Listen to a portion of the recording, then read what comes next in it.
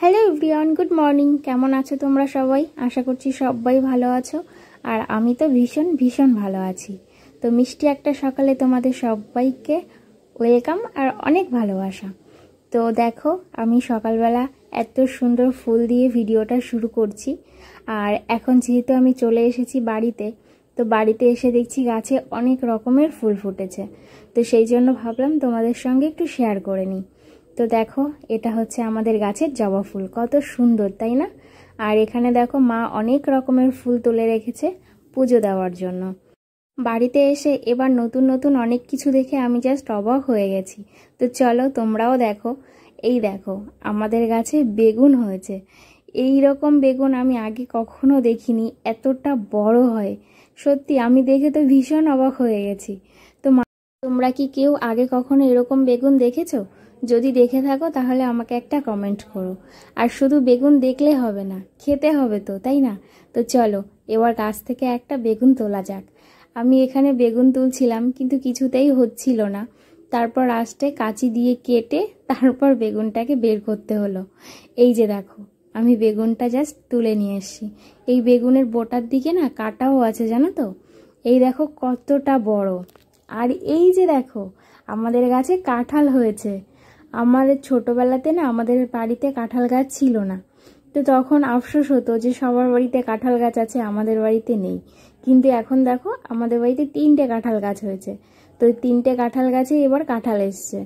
তো কাঁঠালগুলো দেখে আমি তো ভীষণ খুশি। এই প্রথমবার আমি দেখছি, সেজন্য আরও বেশি আনন্দ হচ্ছে। আর সেই সঙ্গে দেখো, বাবা গাছ থেকে পেরেছে পেয়ারা। পেয়ারাগুলো কতটা বড় দেখো। দাঁড়াও তোমাদের একটু ভালো করে দেখাই। এই যে দেখো, কত বড় পেয়ারা দেখেছো? এর থেকেও বড় হয়। আর খেতেও কিন্তু ভীষণ ভালো। তো এখন দেখো, আমি স্নান করে চলে এসেছি। আজ মাথায় একটু শ্যাম্পু করেছি। আর মাকে এখন জিজ্ঞাসা করছিলাম দুপুরে কি রান্না হবে। তো মা বলছিল দুপুরে তুই কি খাবি বল, সেটাই করে দেবো। তো সেই জন্য মাকে একটা জিনিসের বায়না করলাম। তো এখন দেখো, সেই জন্য আমি এখন চলে এসেছি নারকেল ছুলতে। তোমরা তো ভাবছো না নারকেল কেন ছুলছি, দাঁড়াও একটু পরেই বলছি। আর তোমরা বলো তো, আমার মতো কে কে তোমরা এরকম করে নারকেল ছুলতে পারো? আমি কিন্তু ছোটবেলা থেকে এরকম করে নারকেল ছুলতে পারি, জানো তো? আমাদের বাড়িতে নারকেল গাছ আছে। তো ছোটবেলায় যখন খেতে ইচ্ছা করতো, তখন আমি এরকম করে নারকেল ছুলে নিতাম। আমার মানে কাউকে বলতে হতো না যে আমাকে নারকেল ছুলে দাও, আমি নিজেই ছুলে নিয়ে মুড়ি দিয়ে চিনি দিয়ে খেতাম। তোমরা কে কে এরকম খাও বলো তো? আমার তো ভীষণ প্রিয় একটা খাবার এরকম। আর ওই যে দেখো, মা কলে এসছিল। তো মা বলছে আমারও ভিডিও করে নিচ্ছিস? আমি বললাম তাতে কি হয়েছে, সবাই দেখবে। তো এখন দেখো, আমি নারকেল ছুলতে বসে পড়েছি। তো এরকম আমি দাও দিয়ে নারকেলটা ছুলি। তো যাই হোক, পাশে দেখো একটা মিনি, সেও আমার ক্যামেরার মধ্যে চলে এসেছে। তো যাই হোক, নারকেল ছুলতে ছুলতে পুরো আমি হাঁপিয়ে উঠেছি। ভীষণ কষ্ট হয় জানো তো এরকম করে নারকেল ছুলতে।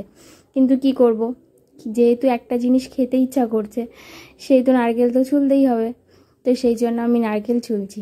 হ্যাঁ, এবার বলি, দাঁড়াও আমি কি খাবো। আমি হচ্ছে নারকেলের দুধ দিয়ে ডিম রান্না করবে মা, সেটাই খাওয়ার আবদার করেছি। আর নারকেলের দুধ দিয়ে ডিম তোমরা কে কে খাও বলো তো? আমার তো ভীষণ প্রিয় একটা খাবার। তো এখন দেখো, নারকেলটা আমি ফাটিয়েও ফেলেছি। আর এখন নারকেলটা আমি মাকে কুড়িয়ে দেবো। নারকেল শুধু ফাটালেই হবে বলো? একটু খেয়ে দেখতে হবে না?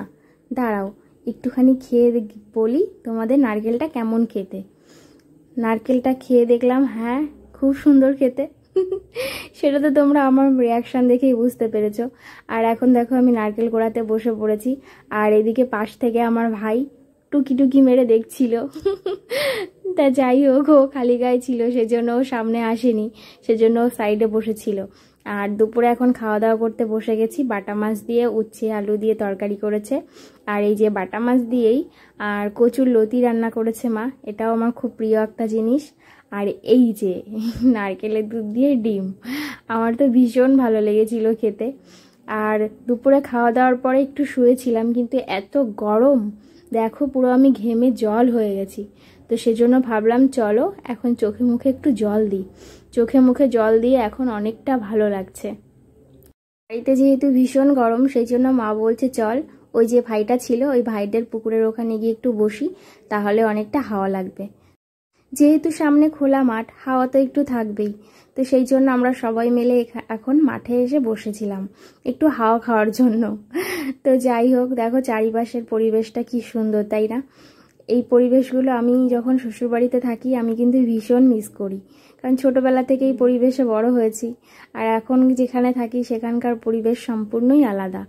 তো এই যে দেখো, আমার হাতের মধ্যে না এই মৌমাছিটা বারবার এসে বসছিল, কেন কি জানি ও কিছু একটা হয়তো খুঁজছিল। তো পাশ থেকে আমার বোন বলছিল তোমাকে কিন্তু কামড়ে দেবে। তো যাই হোক, অনেকটা সময় কাটিয়েছি, এখন সন্ধ্যা হতে এসছে, এবার চলো বাড়ির দিকে যাওয়া যাক। আর সেই সঙ্গে আমি এখানেই আমার ভিডিওটা শেষ করি।